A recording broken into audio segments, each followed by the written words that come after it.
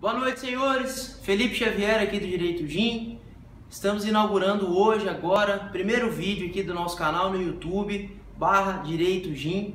Queria agradecer primeiramente você que está assistindo aqui esse vídeo, você que viu lá no Instagram ou em outras redes sociais. Registro aqui agora o meu muito obrigado por você estar dedicando esse tempo para nos assistir. O propósito desses vídeos, dessas mini aulas, ele é exclusivo e específico. Eu já falei com vocês, mas é o seguinte, nós estamos aqui, nós somos 3 advogados, eu, Felipe Xavier, Dr. Douglas Duarte, Dr. Manuel Machado. Somos 3 advogados aqui em Goiânia e ambos, nós 3 na verdade, começamos a advogar recentemente. Nós temos 2 anos e meio de experiência na advocacia e nós encontramos alguns desafios, alguns percalços durante a nossa jornada. Não é fácil, é bastante complicado. Porém, se você tem coragem, tem vontade de advogar, o faça, acredite nos seus sonhos, acredite que você tem o potencial, que o sucesso tão logo chega. Então, nós decidimos compartilhar com vocês, aqui no canal YouTube, algumas dicas, algumas situações pelas quais nós já passamos e tivemos algumas dificuldades. No decorrer dos dias, no decorrer das aulas, de acordo com a necessidade de vocês, nós vamos ampliar esse projeto, vamos passar de dúvidas e dicas que a gente já passou, situações que nós já vencemos, para convidar professores renomados, pessoas com um poder jurídico, um conhecimento maior do que o nosso, mas que pensam da mesma forma, com a mesma essência. Ele não é melhor do que a gente, nós não somos melhores do que vocês. Eu aprendo com vocês e vocês aprendem comigo, beleza? Então vamos lá, vamos começar a primeira aula. Hoje a gente vai falar sobre recursos.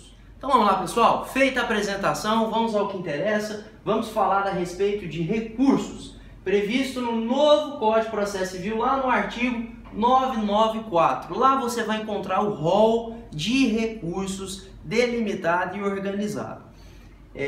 Eu escolhi, na verdade, colocar 3 recursos, dos quais eu mais utilizo, dentro do processo civil: embargo de declaração, agravo de instrumento e apelação.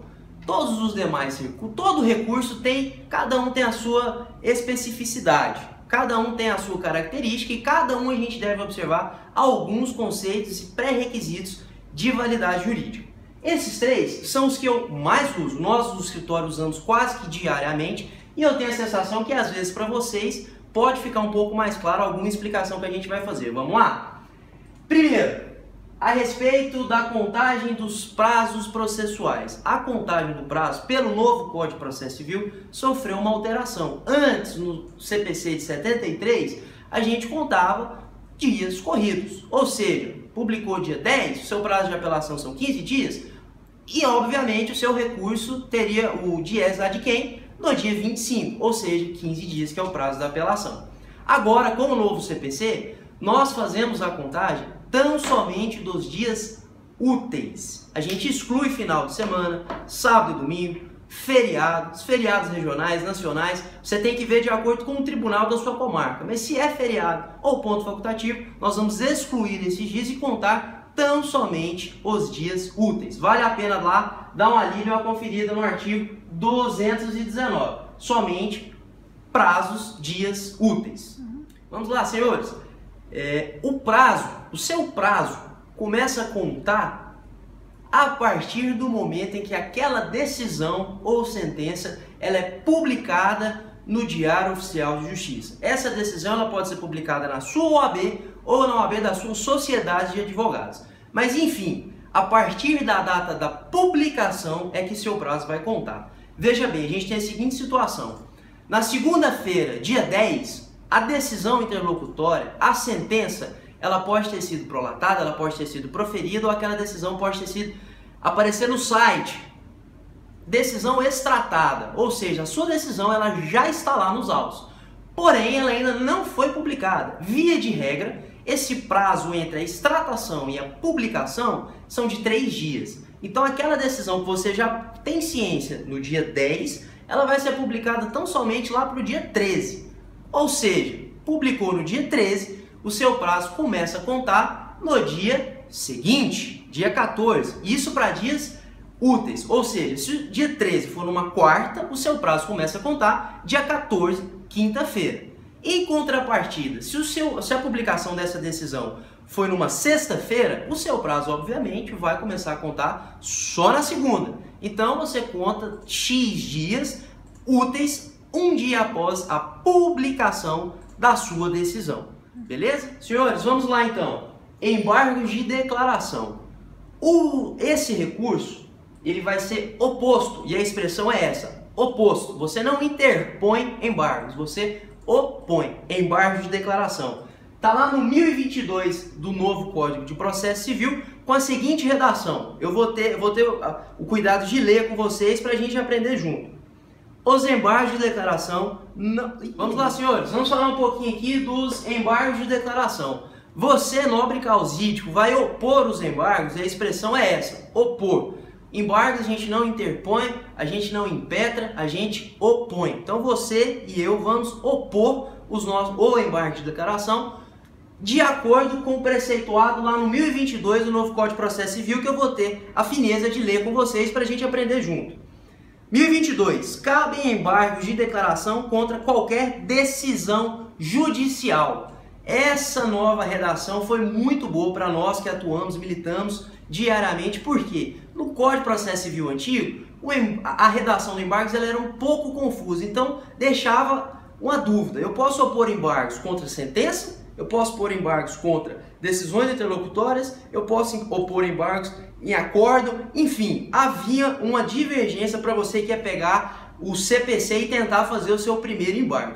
A jurisprudência já era cristalina, que a gente poderia opor embargos contra qualquer decisão. Porém, o novo código trouxe isso aqui para a gente e elucidou. Então, você pode opor o seu embargo contra qualquer decisão judicial. Lá no inciso 1 e 2, vocês vão ver como e quando vocês vão poder opor o embargo.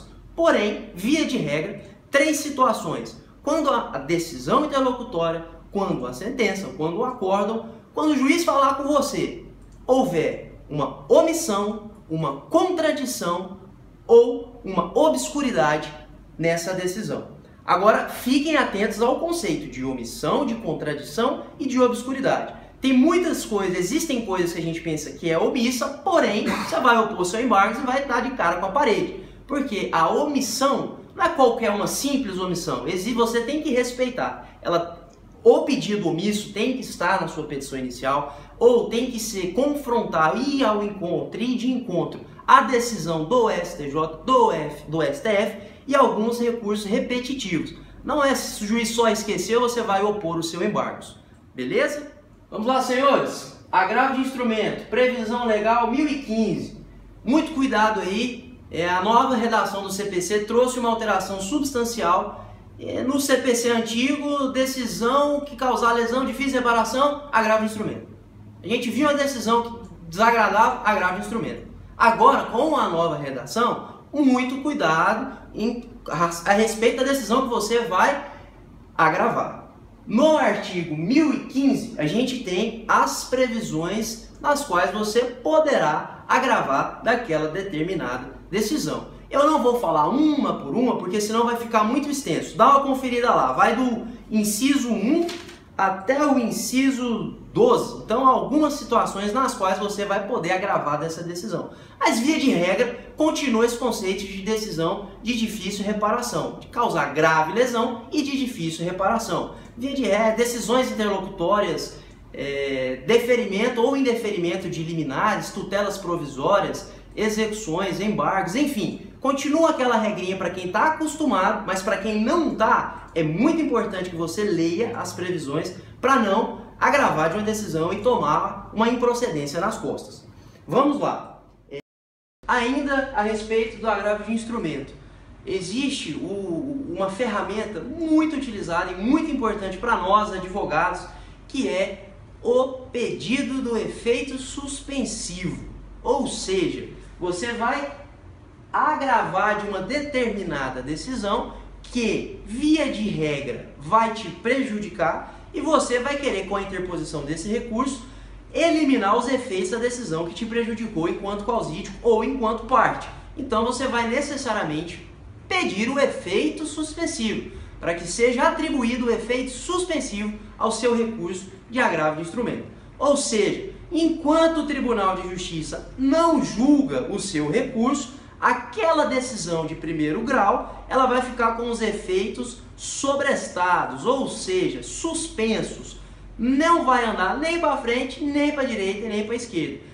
Agrave com pedido de efeito suspensivo para que essa decisão fique intacta enquanto o seu recurso vai ser julgado. Beleza? Muito importante, efeito suspensivo no agravo de instrumento. No agravo de instrumento, quando você for levar o seu recurso para o tribunal, você deve necessariamente levar algumas peças dos autos da ação principal. Você vai encontrar aqui no novo Código de Processo Civil a previsão idêntica, item por item, do que você precisa. Eu sempre tiro cópia integral e mando tudo para o tribunal. Só quando o processo é muito volumoso, é muito grande, eu vou gastar muito com cópia, que eu não tiro cópia integral. Porém, é o costume levar o processo inteiro para o tribunal. Dessa forma, o desembargador que for ver o seu recurso, ele vai ter acesso a todos os atos processuais e assim uma decisão mais acertada. Beleza? Vamos lá, senhores, vamos falar agora sobre a apelação. Da sentença caberá apelação. Você, advogado, ouviu a palavra sentença? Lembre-se de apelação. Você já aprendeu que você pode opor embargos contra a sentença, quando se houver omissão, contradição ou obscuridade. Porém, o recurso mais comum contra a sentença de primeiro grau, a sentença de mérito, vai ser a apelação. Antes do novo código, lá há uns anos atrás, a gente já pode falar assim, havia a figura do agravo retido. Quem que era o agravo retido? Das decisões interlocutórias que não causasse um dano de difícil reparação à parte, você não entraria com agravo de instrumento, nem embargo de declaração, sim um agravo retido. Lá no agravo retido ele ficava, obviamente, retido nos autos. Quando da interposição da apelação, você fazia menção àquele agravo retido e o seu agravo retido seria julgado junto com a sua apelação. Acabou a figura do agravo retido. Só estamos falando agora de apelação.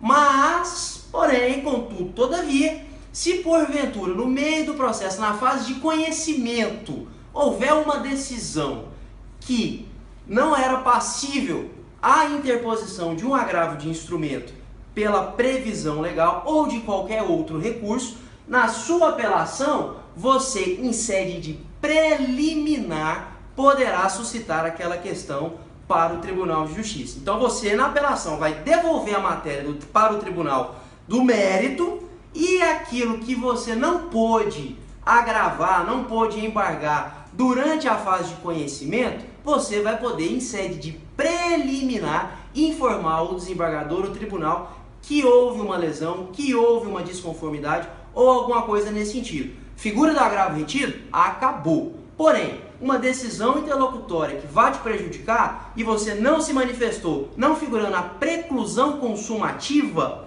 você poderá arguir em sede de preliminar na apelação e devolver essa questão para o Tribunal de Justiça, bem como essas questões outrora não resolvidas. E para todos esses recursos, para o agravo de instrumento e apelação, você vai ter que pagar as custas processuais. Esses dois recursos, eles precisam do preparo. Se você não for beneficiário da assistência judiciária gratuita, você vai ter que necessariamente pagar as custas processuais. Salvo melhor juízo, se for beneficiário da assistência, basta informar que você é beneficiente desse benefício da assistência judiciária.